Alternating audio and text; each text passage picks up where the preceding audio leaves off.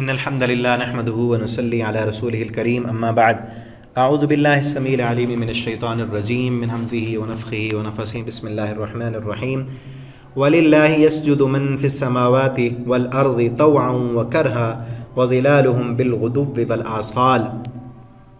ترجمہ قرآن کے سبق میں سورۃ الرعد آیت نمبر 15 سے ہم پڑھیں گے۔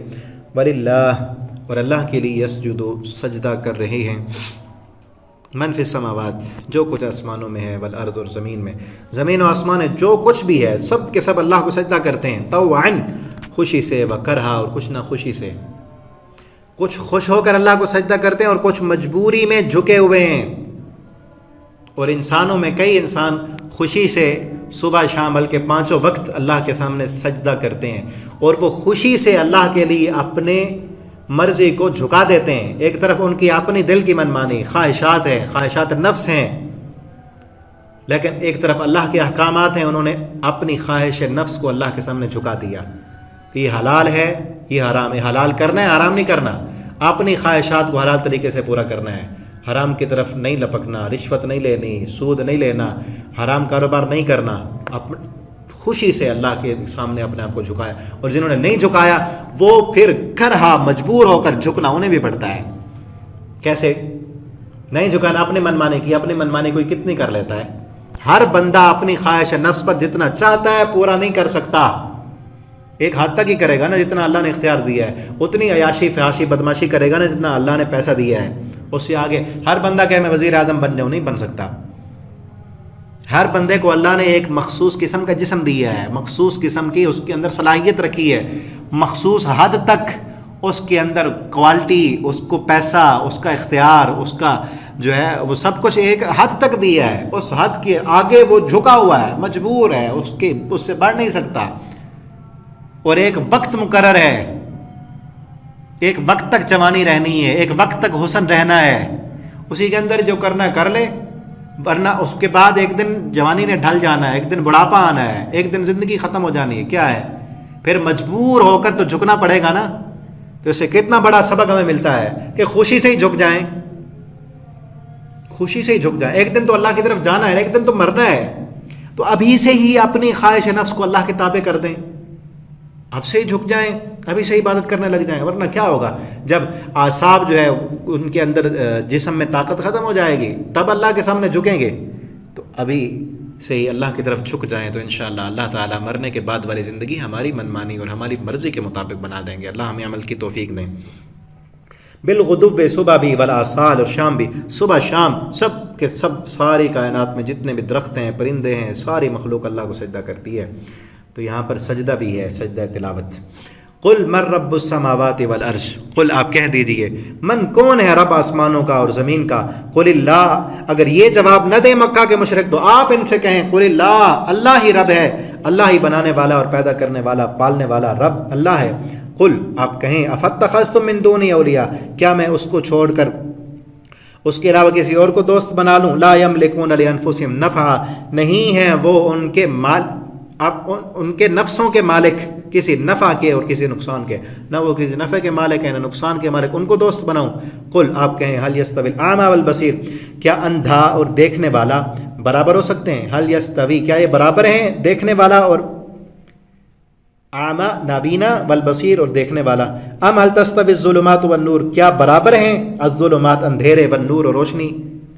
کیا جس طرح یہ برابر نہیں دیکھنے والا اور نہ دیکھنے والا، اسی طرح ایک بندہ جو دلائل پر ہے، اللہ کو پکارتا ہے اور اللہ کو دوست بناتا ہے، اور ایک وہ جو پتھر کی بنائی ہوئی مورتیوں پر اپنے عقیدے رکھے ہوئے ہیں کہ یہ نفع نقصان کے مالک ہیں، اسی طرح یہ بھی برابر نہیں ہے۔ جس طرح اندھیرا اور روشنی برابر نہیں، جس طرح دیکھنے والا وہ تو دیکھ رہا ہے، جو اللہ کو اپنا رب مانتا ہے، اللہ سے ہی دعائیں مانگتا ہے، مشکل کشا حاجت روا رب کو مانتا ہے، وہ دلیل پر ہے کہ اللہ نے ساری کائنات بنائی۔ پیچھے جتنا بھی اس سورت کے شروع میں ہم پڑھا ہے نا، یہ سب کچھ اللہ کے، تو اسی کے بن جائے نا، اس کے پاس دلیل ہے۔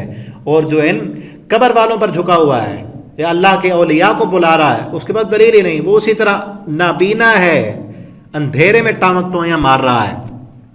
ام جعلوا للہ، یا انہوں نے بنا لی ہیں اللہ کے لیے شرکا، جنہوں نے بنایا ہے اللہ کے شریک، خلقو کا خلقی، کیا انہوں نے بنایا ہے کوئی چیز پیدا کی ہے کہ خلقی، اس کی مخلوق کی طرح؟ انہوں نے کوئی زمین بنائی ہے، کوئی آسمان بنایا ہے، کوئی ستارے بنائے، یا کوئی چیز پیدا کی ہے؟ یہ پیدا کر سکتے ہیں کتنی چیزیں، پھل پھول پودے اللہ رب العالمین نے پیدا کیے.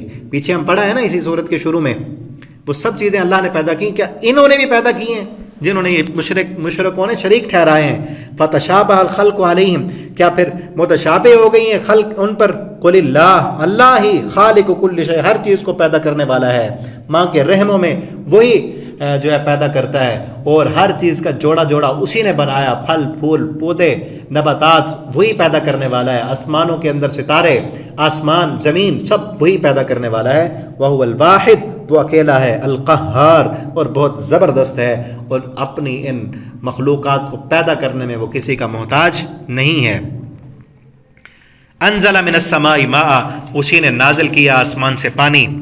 فسالت اودیہ، پس بہہ پڑی اس کے ساتھ وادیاں، بقدرها، ایک مقدار کے مطابق. فاحتمل السیل زبد الرابیہ، پس اٹھا لیا سیل ان وادیوں کے اندر جو پانی تھا، زبدہ جھاگ، رابیہ جو اس کے اوپر اوپر ہوتی ہے، وہ جھاگ اٹھی.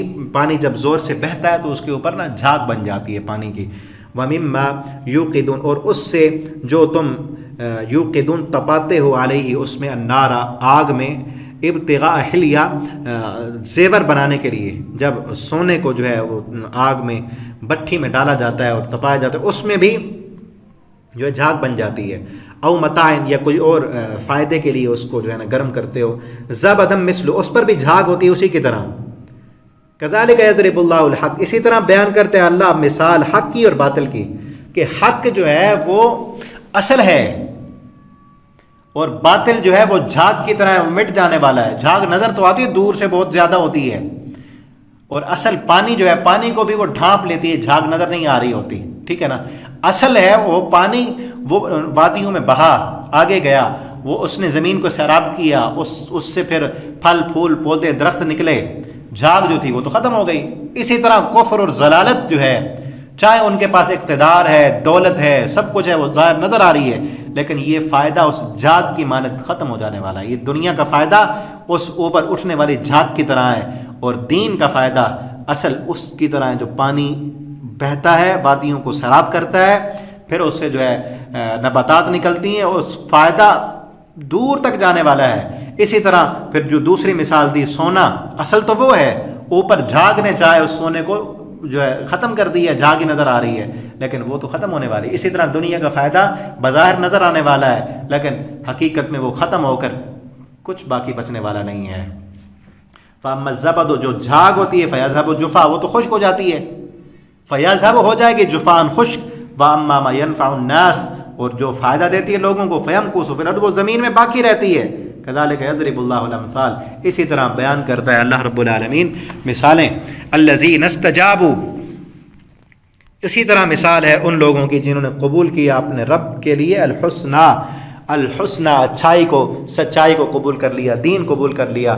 والذین، قرآن کو مانا حسنہ کہتے ہیں سچائی کو، جنہوں نے سچائی کو قبول کیا. اصل اس کا معنی ہوتا ہے حسنہ، خوبصورت چیز، مؤنث، ٹھیک ہے نا. اس کا معنی کیا گیا سچائی، جنہوں نے سچ قبول کیا، حق کو قبول کر لیا.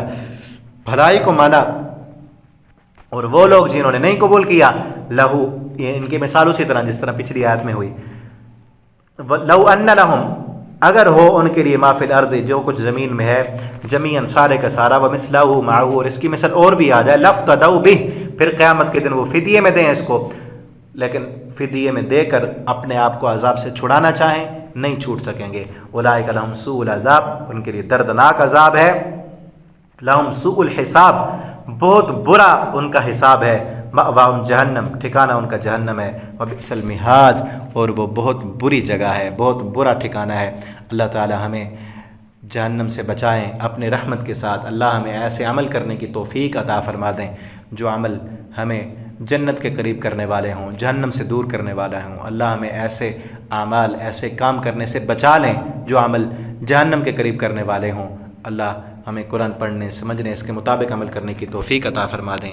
والسلام علیکم ورحمۃ اللہ وبرکاتہ.